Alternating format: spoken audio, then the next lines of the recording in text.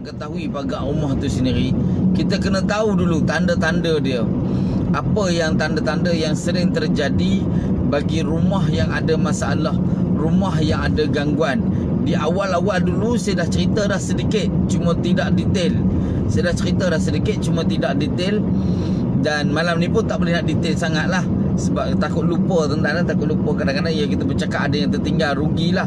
Jadi saya bagi hint sikit-sikit lah. Malam besok insyaAllah saya akan ulang bab yang sama berkenaan dengan cara pagar rumah. Cuma hari ni saya tak cerita lagi lah cara pagarnya. Cuma kita nak tahu dia punya tanda. Apa simptom-simptom, tanda-tanda rumah yang orang ada gangguan. Rumah orang ada gangguan ni, dia banyak lah tuan-tuan. Semalam saya bagi tahu dah tuan-tuan, letak garam. Yang pertama letak garam dulu. Garam ni paling mudah kita nak kesan.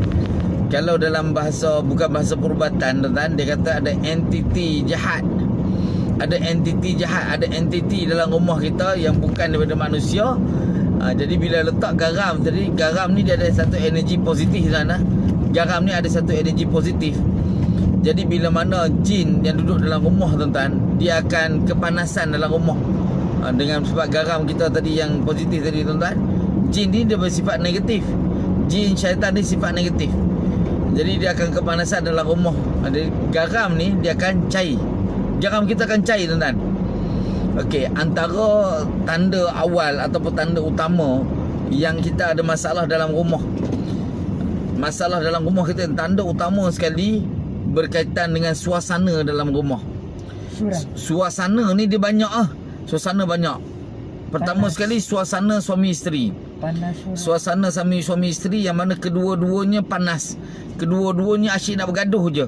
Kadang-kadang benda yang kecil je tuan-tuan. Benda yang kadang-kadang Allahu Akbar, macam tak masuk akal mereka nak gaduh tuan-tuan. Nasi lembek. Tapi boleh bergaduh. Boleh bergaduh dalam rumah tuan-tuan. Boleh bergaduh.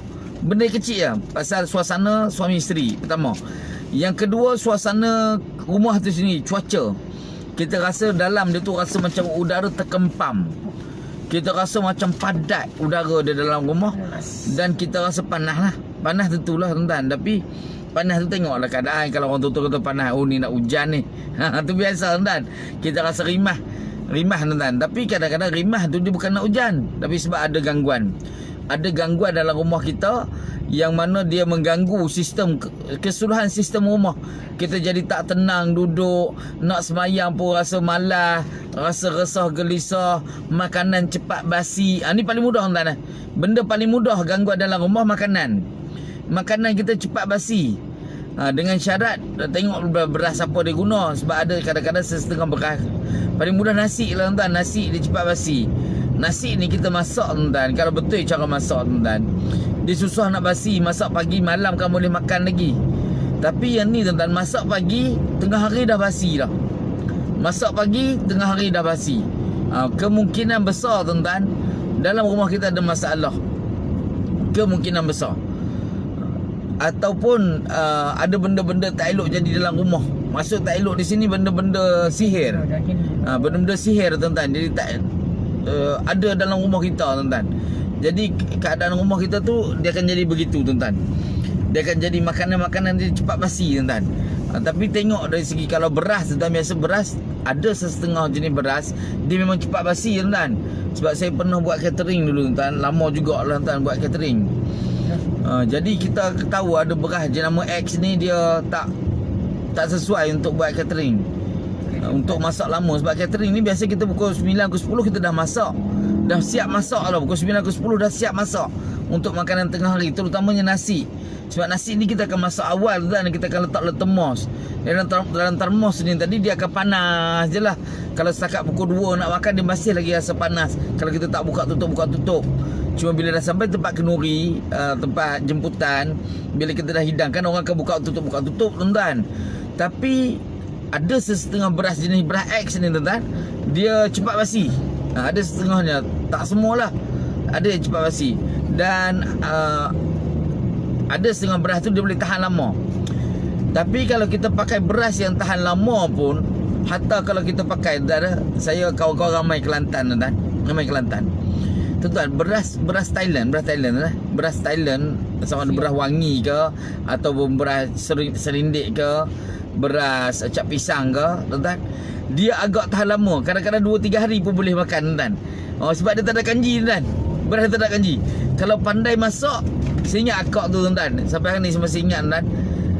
Akak tu masak buat bekal, tuan. Kita bekalkan waktu kita berjalan jauh sikit, tuan-tuan. Jadi memanglah beras dia terpukul, tuan-tuan. Pukul dia buat nasi goreng memang sedap, tuan-tuan. Cuma, tuan-tuan, nasi dia masak tu 2 hari, masuk hari ketiga tak basi, tuan. Tak basi. Saya tanya, saya pun lupa. Dia cerita lah macam mana cara masak dia. Dia ada kaedah masak dia. Memang tak basi, tuan. Beras macam beras serindik ni dia lambat. Dia dia keras sikit, tuan. Dia keras sikit. Dia banyak lah, tuan. Banyak. Saya kalau saya ambil beras dari Thailand, tuan, beli kalau pergi ke sana, tuan. Kadang-kadang kirim dengan kawan-kawan. Kadang-kadang kita guna beras wangi. Cak apa tadi Cak buah jambu. Buah gajus. Gajus ke jambu? Gajus merah. Gajus lah, cak gajus merah. Beras wangi, tuan. Beras wangi. Memang sedap, tuan. Kadang-kadang sekali-sekala teringin sebab beras wangi tak boleh nak amal, tuan. Beras wangi dia, tapi beras wangi dia ni, tuan, tak banyak kaji macam kita sangat, tuan. Memang bau satu wangi, satu lagi sedap, beras dia lembut, tuan. Saya biasa kalau dah agak-agak teringin nak makan, telefonlah kawan-kawan. Nanti diorang hantarlah, diorang post, tuan. Diorang post ada yang kita kena naik KKL ambil ada. Jadi tuan-tuan, saya tak amalkan hari-hari, tuan-tuan. Tak amal hari-hari pun dah gemuk, tuan-tuan. Kalau amal hari-hari naik tak amal hari-hari pun dah gemuk dah, tuan-tuan. Kalau amal hari-hari nasi beras wangi tu, biasa makan 1 senduk. Lepas tu kalau kena beras tu, kita akan makan 3-4 senduk. Okey, tuan-tuan. Beras cepat basi. Bagi rumah ada gangguan. Ni paling mudah, tuan. Benda-benda cerita saya cerita. Nanti malam besok saya akan ulang. Saya akan cerita lebih detail. Cuma ni saya sambil sementara saya nak sampai rumah. Sepatutnya saya tak ada bersiaran pun malam ni. Tapi saya oleh kerana saya tak bagi tahu pada tuan-tuan dan puan, saya rasa bersalah pula kalau saya tak bersiaran juga. Saya kurang-kurang saya bersiaran dengan satu channel ni, dengan satu siaran ni. Kalau tidak ada lagi satu dalam Majrah HQ. Tapi Majrah HQ saya tak boleh nak ambil dua-dua lah dalam kereta, tuan-tuan. Ambil satu ni. Okey, kemudian, tuan-tuan, dalam rumah juga, tuan-tuan, bagi orang yang ada masalah gangguan, tak kira lah sihir ke, saka ke, tuan-tuan, penghuni rumah ni, tuan-tuan, dia kerap lebam-lebam badan. Badan dia kerap lebam. Sama ada sihir ataupun saka. Sama, tuan-tuan. Dalam rumah penghuni dia, terutama sama ada lelaki ataupun perempuan, terutama perempuan, lebam-lebam badan. Dan lebam ni tu di paha. Banyak kawasan paha ataupun kawasan lengan sini, tuan. Kawasan lengan di antara bahu dengan siku. Kawasan lengan itu. Itu kawasan yang kerap lebam lah, tuan-tuan. Kerap lebam. Kita tak panggil lebam, bera kita panggil, tuan-tuan. Kalau tempat kampung saya dia panggil bera. Lebam tu bera, tuan-tuan. Jadi, tuan-tuan, dia lebam. Itu kaitan gangguan. Tapi kalau lebam di leher, kena tanya pasangan dulu. Jin kata apa, tuan? Aku tak ada kena mengena dari ni cerita. Tiba-tiba kita kata jin. Kalau lebam tempat lain, tanya pasangan dulu. Sebab biasa kalau lebam berkaitan gangguan, dia di lengan dan juga di paha. Jadi dia banyak lagi lah tanda-tanda dia, tuan-tuan. Saya pun dah sampai rumah sebenarnya. Tak jauh pun. Saya dah sampai rumah. Jadi tuan-tuan dan puan-puan, cukuplah dulu setakat tu. Nanti kita sembang lah. Malam besok saya akan cerita secara penuh. Saya cerita penuh berkaitan dengan tanda-tanda gangguan. Saya cerita penuh. Ni saya dah sampai rumah. Okey.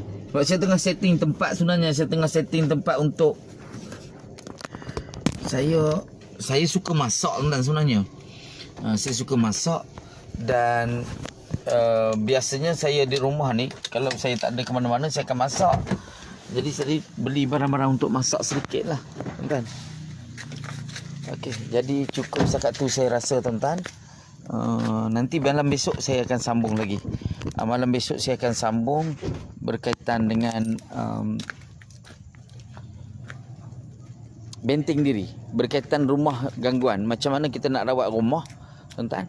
Macam mana kita nak rawat rumah yang rumah kita ada masalah. Saya akan bagi tahu step by step. Tuan-tuan boleh buat sendiri. Boleh buat sendiri, tuan-tuan. Sebab dia tak susah, tuan-tuan. Okey, ni van jenazah saya. Van jenazah. Yang ni jadi terbalik, tuan-tuan. Balik sekejap, saya cuba betulkan boleh tak? Sebab kawan-kawan kata dia boleh guna kat ni. Allah, dia tak boleh nak. Saya tak boleh nak ni. Tak nampak. Okey tuan-tuan, ini van jenazah yang saya sediakan. Nazaria. Kereta Nazaria tuan-tuan. Saya parking di rumah tuan-tuan. Sebab ini yang kita punya persendirian. Dan saya tak kenakan bayaran pun tuan-tuan. Tak kenakan bayaran khusus pun. Berapa orang nak bagi, bagilah kita. Kita buat macam khidmat masyarakat. Macam saya buat rawatan lah tuan-tuan. Macam saya buat rawatan.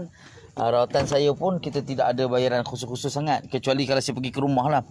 Saya pergi ke rumah, saya bergantung kepada keadaan. Bergantung kepada kawasan. Bergantung kepada dia punya tempat jarak daripada rumah saya ke rumah pesakit. Berapa jarak? Biasanya dalam di area Batu Pahat ni tuan, saya ambil 100.5 sehingga ke 200.5 di Batu Pahat lah tuan, di area Batu Pahat dan sampai ke sempadan dekat dengan Muar sana tuan. Sempadan Muar saya ambil harga lebih kurang begitu. Kemudian kalau luar daripada Batu Pahat, dia akan meningkat lagi lah tuan, dia akan naik lagi tuan. Dan kadang-kadang bila ke Sabah Sarawak ni saya tak boleh nak kira jarak lah tuan.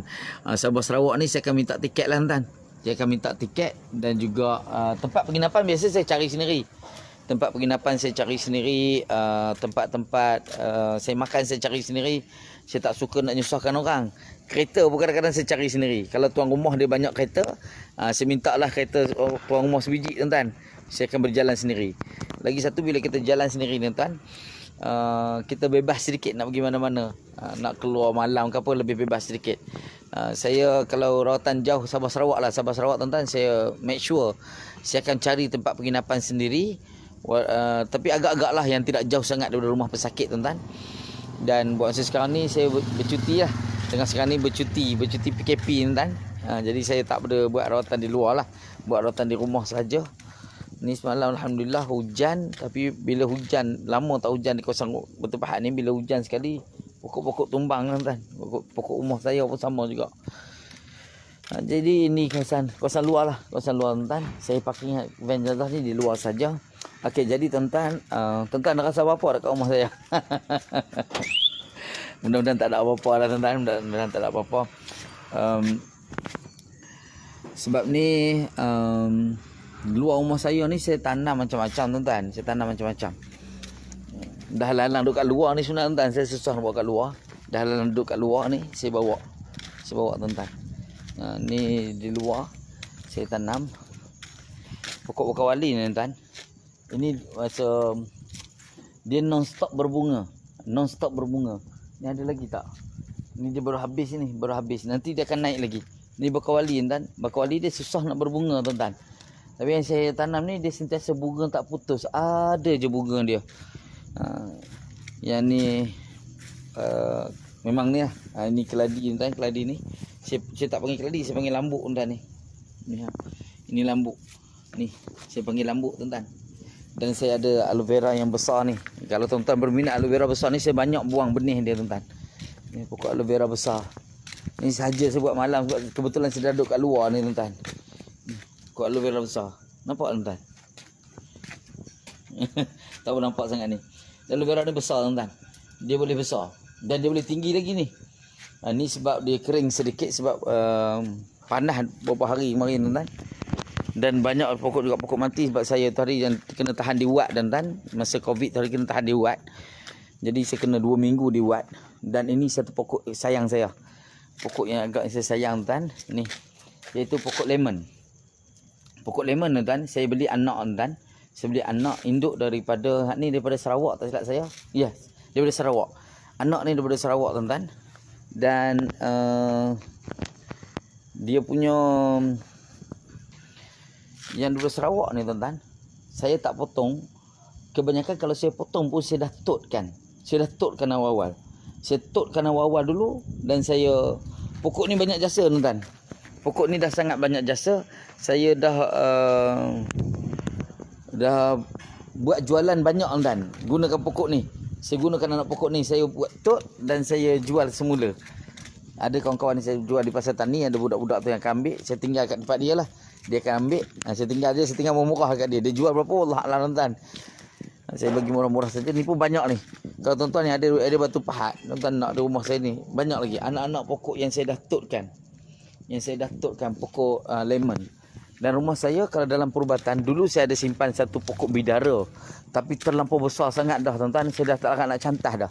Saya tanam dalam pasu tuan. Pokok bidara saya dalam pasu saja. Jadi saya dah tak larat nak cantah. Akhirnya saya cantah habis semua. Saya buang semua sekali. Sebab saya tak banyak guna sangat. Ada guna tapi tak banyak guna. Yang saya banyak guna ni limau purut. Limau purut pun dalam pasu tuan-tuan.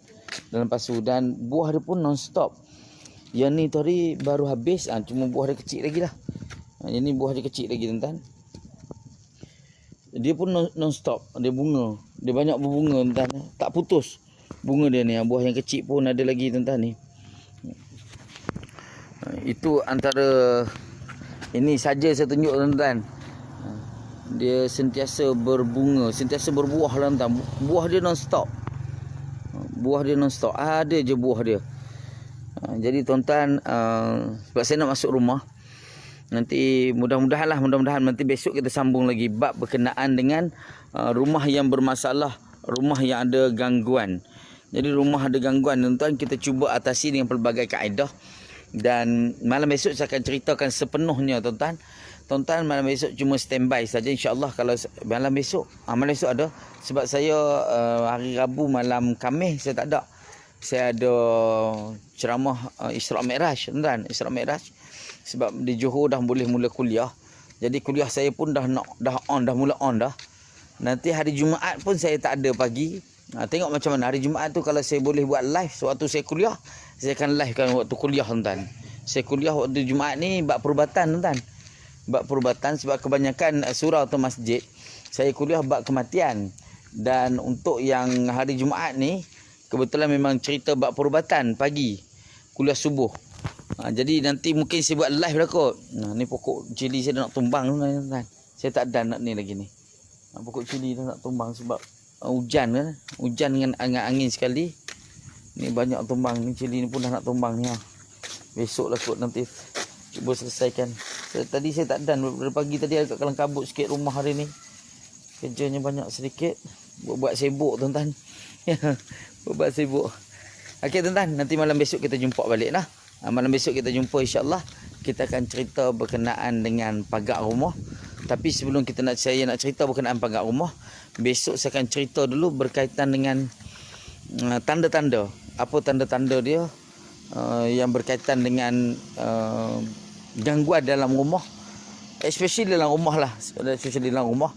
Sebab saya percaya tuan-tuan, sebab kita duduk rumah tuan-tuan. Duduk rumah jadi kita mungkin banyak masalah di rumah tuan-tuan. Jadi tuan-tuan, ada juga yang di pejabat. Yang di pejabat pun saya akan kongsi juga. Sama dah tuan-tuan. Konsep dia sama. Cara rawatan pun lebih kurang saja. Cuma kalau pejabat kita guna kaedah yang berlainan sedikit. Sama juga kalau dalam mall pun kita guna kaedah berlainan sedikit. Di kebun pun kita guna kaedah berlainan. Di kebun-kebun macam tanah, kebun dusun ni ada 2-3 ekar, 3-4 ekar tuan-tuan.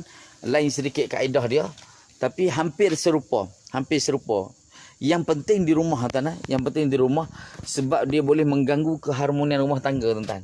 Itu yang masalah tuan-tuan. Ganggu keharmonian rumah tangga, ganggu hubungan kita dengan anak-anak tuan-tuan. Jadi masalah. Jadi cukuplah setakat tu dulu tuan-tuan. InsyaAllah nanti malam besok kita sambung. Malam besok kita jumpa lagi. Terima kasih. Assalamualaikum warahmatullahi wabarakatuh. Bye-bye.